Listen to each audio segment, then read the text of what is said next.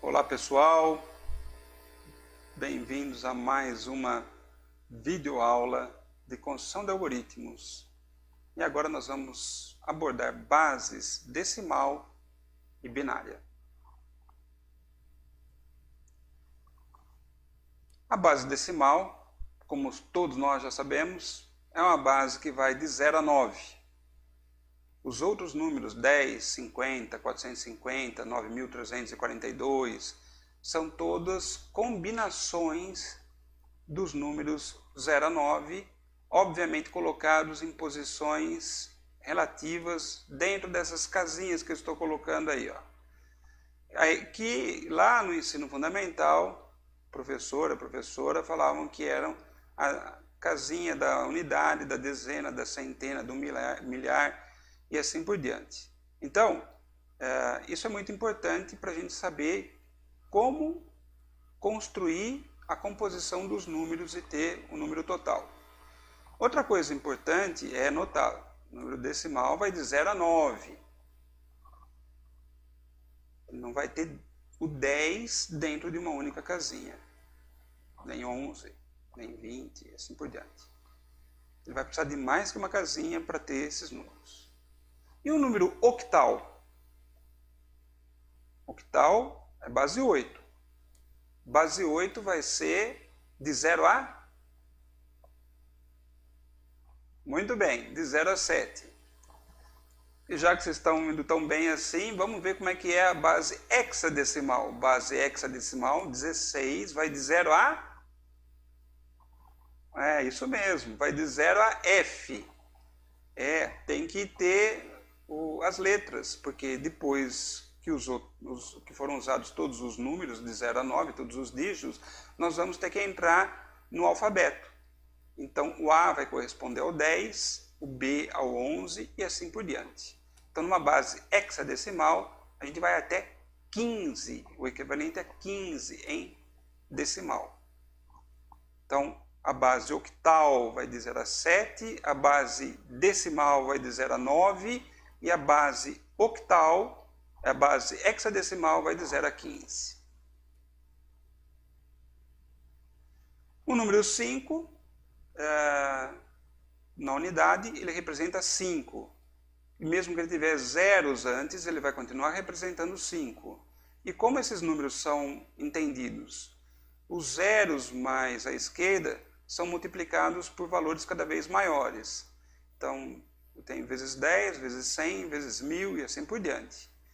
Que eles representam a importância das casinhas que eles ocupam. E o número total é composto pela combinação dessas operações. 0 vezes 1000, mais 0 vezes 100, mais 0 vezes 10, mais 5. E você pode estar se perguntando, mas e o que isso significa em relação à base? Bom, em relação à base, é importante que você entenda que essa casinha ela tem a menor importância. Então, a base 10 é elevado a 0. Essa casinha tem uma importância um pouco melhor. É 10 elevado a 1. E assim por diante, até chegar nessa daqui, 10 a terceira, aqui 10 a quarta, quinta, sexta, sétima, oitava, 10 a nona. Nesse espaço todo aqui, a gente poderia representar até 10 a nona, que é um número muito grande. Bom, voltando, como esses números estão multiplicando por 0, 0 vezes qualquer coisa dá 0. Então, o que vai importar vai ser o 5 vezes 10 elevado a 0. 10 elevado a 0 é 1, portanto, o que importa é que vai ter o resultado 5 aqui. E se a gente tiver 1, 2, 1, 5, essa sequência, o que ela significa em decimal? Ela significa 1215, porque eu vou ter 1 vezes 10 à terceira, mais 2 vezes 10 ao quadrado, mais 1 vezes 10 à primeira, mais 5 vezes 10 a 0, que é o equivalente a essa operação aqui, e o número vai dar 1215, que eu sei que você já sabia, óbvio. E qual é o maior valor representado? O maior valor representado depende da quantidade de quadradinhos ou de casinhas. Se eu tiver 4 casinhas, o maior número vai ser 9999. E como eu comecei com 0000, portanto eu vou ter 10.000 números. Na base decimal, a gente sabe fazer operações também, adição, subtração, multiplicação. E como é que ela se comporta? Quando a gente vai somar o 0 com 1, a gente sabe que vai dar 1. O 5 com 4 dá 9. E quando a gente soma o 5 com 5? Aí complicou um pouco, porque como eu já havia dito, a gente não pode colocar 10 numa única casinha. Então nós vamos ter que fazer o famoso vai 1. E aí vai ficar 1 mais 0 mais 0, e aí nós vamos chegar no valor de 10. Legal, né? Vocês já devem estar imaginando que isso também vai acontecer com hexadecimal, com octal e com binário. Nós não vamos entrar em operações binárias, mas é bom vocês saberem que existem. E o computador faz uso delas.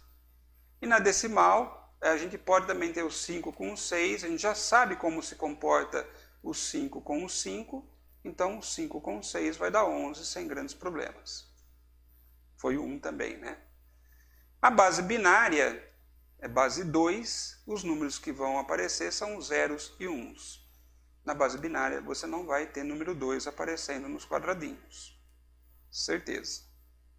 Se aparecer não é binária.